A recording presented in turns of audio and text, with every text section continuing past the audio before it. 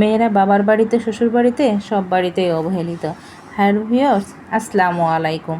আমি আমার চোখে দেখিনি মেয়েরা বাবার রাজকুমারী হয়, তবে দেখেছি দিনের পর দিন বাবা মা কীভাবে খোঁটা দেয়, অবহেলায় মেয়েরা বড় হয়। দেখেছি পরিবারে 5টা যদি মেয়ে থাকে, তার মধ্যে যদি দুটি কালো মেয়ে থাকে, তাহলে তো কথাই নেই। সেই কালো মেয়েটাকে ছোট থেকেই খোঁটা শুনতে শুনতে বড় হতে হয়।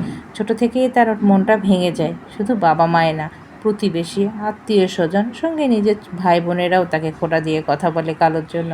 খোঁটা শুনতে শুনতে মেয়েটা একটা সময় পাথরের মতো হয়ে যায়। সে কথা বলাও অনেকটা কমায় দেয়, মানুষের সঙ্গে মিশতেও কমায় দেয়। কিন্তু এটা নিয়ে বাবা মায়ের কোনো চিন্তা থাকে না। তাদের চিন্তা ওই প্রতিবেশী কী বলল, আত্মীয় স্বজন কী বলল, এই মেয়ের কী হবে, এটাই চিন্তায় থাকে। একটা সময় মেয়েটা 18 বছর বয়স হয়। তার বয়সে মেয়েদের যখন বিয়ে হয়, তখন প্রতিবেশীরা এসে বলে, তোমার মেয়ের তো বিয়েই দিতে পারলে না, অমুকের মেয়ের বিয়ে হয়েছে, তমুকের মেয়ের বিয়ে হয়েছে। এইভাবে আরও 2টা বছর যায়। 2টা বছর পর যখন 20 বছর হয়, তখন বলে অমুকের মেয়ের বাচ্চাও হয়ে গেল, এখনও তোমার মেয়ের বিয়ে দিতে পারলে না, এই মেয়েকে দিয়ে তুমি কি করবা। দিনের পর দিন এইভাবেই চলতে থাকে। একটা সময় কিছু যৌতুকলোভী মানুষ আছে, তাদের কাছে মেয়েটাকে বিয়ে দিয়ে দেয় মোটা অঙ্কের যৌতুক দিয়ে। ওই কিটরা তো টাকার জন্যই বিয়ে করে।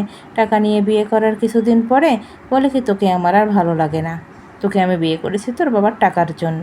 তাকে মানসিকভাবে, শারীরিকভাবে যন্ত্রণা দেয়। এই কথাগুলো যখন মেয়েটা বাবার বাড়িতে এসে বলে, মাকে বলে, বাবাকে বলে, তারা বলে, তোমাকে তো ওইভাবে বিয়ে দিয়েছি, টাকা দিয়ে বিয়ে দিয়েছি, তোমাকে কোনো রকম গছিয়ে দিয়েছি, তুমি এগুলো কথা কেন বলো, তুমি কষ্ট সহ্য করে থাকো, তোমাকে কষ্ট সহ্য করতে হবে, এতগুলো টাকা দিয়ে বিয়ে দিয়েছি, ঘাট থেকে নামিয়েছি, এটাই অনেক, কেউ তোমাকে বিয়ে করেছে, এটাই অনেক। কখনো বাবা মা বোঝার চেষ্টা করে না সে মেয়েটা তাকে সেখানে কতটা কষ্টে আছে, কতটা মানসিক যন্ত্রণায় আছে, সে সেখানে থাকতে পারতেছে না।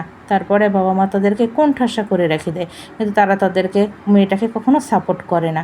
ওই যে কালো মেয়ে, মনে হয় সুন্দর মেয়ে হলে একটু সাপোর্ট করতো, আর যদি মেয়ে শিক্ষিত হতো, উচ্চশিক্ষিত, ডিপেন্ডেবল, চাকরি করে, তখন হয়তো বা আলাদা চিন্তাধারা থাকতো যে সে নিজে ডিপেন্ডেবল, নিজে কিছু করতে পারবে। কিন্তু ওই যে কালো মেয়ে, সে না কিছু কর্ম করে, না কিছু করে, সে তো অল্প শিক্ষিত, সে তো সংসারই করবে। কারো ঘাড়ের বোঝা সে, বাবার ঘাড়ের বোঝাও, অন্যের ঘাড়ের বোঝাও। বাবা তো অন্যের ঘাড়ের বোঝা নিজের ঘাড়ে নেবে না, কোনো রকম সে অন্যের ঘাড়ে চাপাইয়ে দিছে। এইভাবে দিনের পর দিন চলতে থাকে। কিন্তু মেয়েটার মানসিকতা মরে যায়, মনটা মরে যায়। মেয়েটা দুনিয়া থেকে চলে যাওয়ার জন্য রেডি হয়ে যায়। তবুও বাবা মায়েদের কখনো আক্ষেপ হয় না যে আমার মেয়েটা খারাপ আছে, তাকে একটু স্বস্তি দেই, তাকে একটু নিয়ে আসি। তাহলে কীভাবে মেয়েরা বাবার রাজকুমারী হলো, আমি তো বুঝলাম না। মেয়েরা যদি বাবার রাজকুমারী হতো, তাহলে যে কোনো পরিস্থিতিতে বাবা মেয়ের পাশে থাকতো।